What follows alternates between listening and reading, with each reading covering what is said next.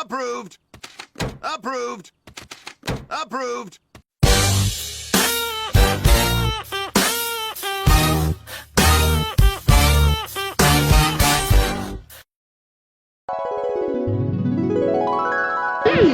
Ako at ang aking ina ay pumunta sa Saudi Arabia. Nagtataka ako kung ano ang kanilang relihiyon.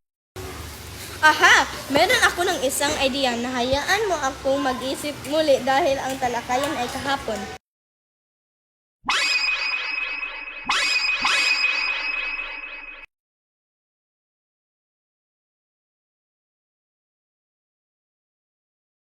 Magandang araw, Michelle. Ang simula ng Islam ay binakahan ng unang pahahayag ni Propeta Muhammad noong 610 CE sa Mecca, Arabia, kung saan natanggap niya ang mga banal na mensahe mula sa Diyos Allah. Matapos harapin ang pag-uusig sa Mecca, lumipad si Muhammad at ang kanyang mga tagasunod sa Menda noong 622 CE, isang kaganapan na kilala bilang Hijra na nagtatag ng unang Islamic State, kasunod ng isang panahon ng salugatan. Kaunan ay sinakop ni Muhammad ang Mecca noong 633 CE.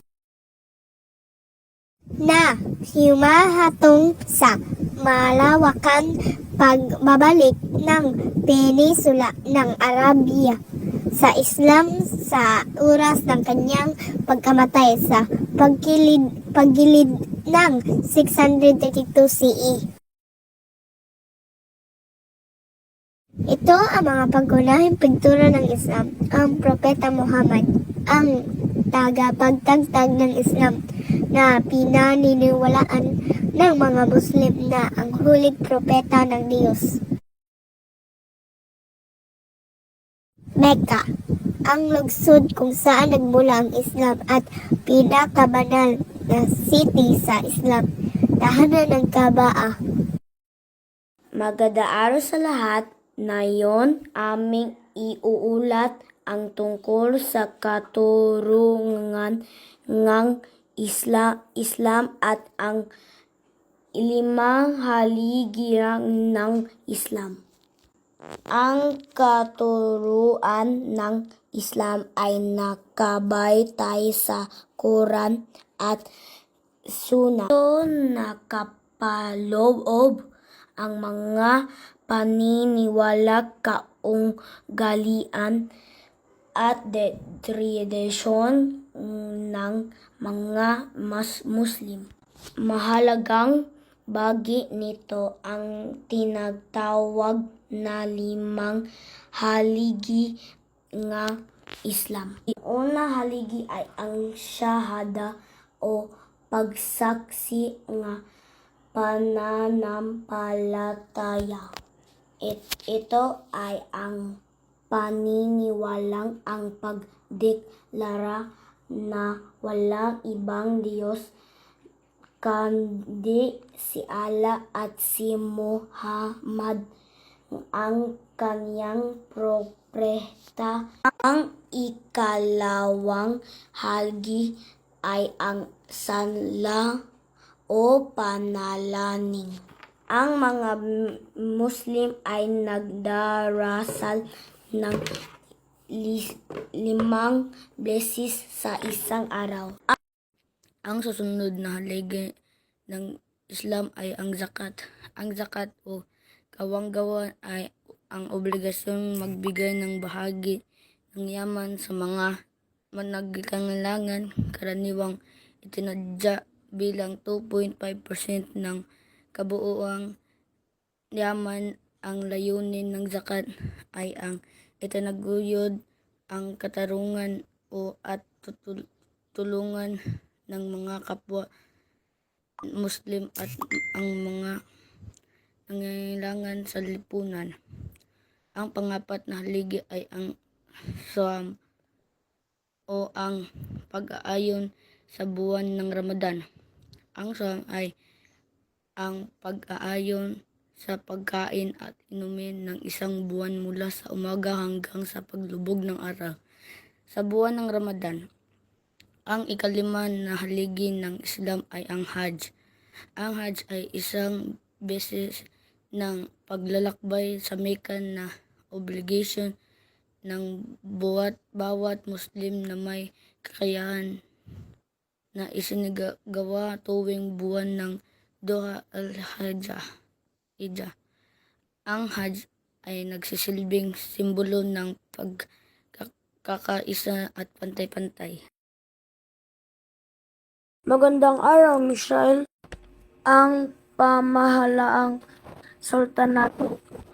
Ang pamahalaang sultanato ay isang uri ng pamahalaan na pinamumunuan ng isang sultan ng siyang pinakamataas na pinuno sa politika at relihiyon. Sa ilalim niya ay may mga dato, raja at iba pang panuno na tumutulong sa pagpapatupad ng batas at kaayusan. Ito ay nakabatay sa batas ng Islam at mahalaga sa kanila ang pananampalataya at pamumuhay ayon sa Quran. Ang paglaganap ng Islam sa Philippines. Ang Islam ay unang dumating sa Philippines noong ika-13 hanggang ika-14 na saglo sa pamamagitan ng mga mangangalakal at misyoneryong Muslim mula sa Iraba, India at Malaysia. Unti-unti itong lumaganap sa Mindanao at Sulu dahil sa pagkikipagkalakalan at pagpapalaganap ng mga aral ng Quran. Dahil dito na itatag ng mga sultanato na naging sentro ng pagmamahalaan, relihiyon at kultura ng mga Muslim sa bansa. Magandang araw, Michelle. Maraming salamat sa pagkikinig sa amin. Ang paglaganap ng Islam sa Philippines. Ang Islam ay unang dumating sa Philippines. Ang paglaganap ng Islam sa Philippines. Ang Islam ay unang dumating sa Philippines noong ika-13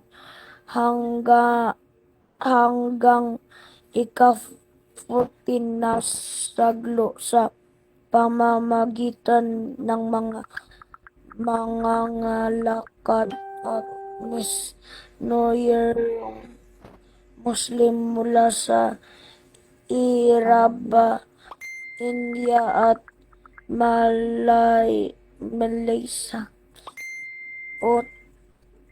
Unti-unti itong lumaganap sa Mindanao at Solo dahil sa pagkikipagkalakalan at pagpapalagaya pag, pagpapalaganap ng mga aral ng Quran dahil dito na itatag ng mga sultanato na naging sentro ng pagmamahalaan, relihiyon at kultura ng mga Muslim sa bansa.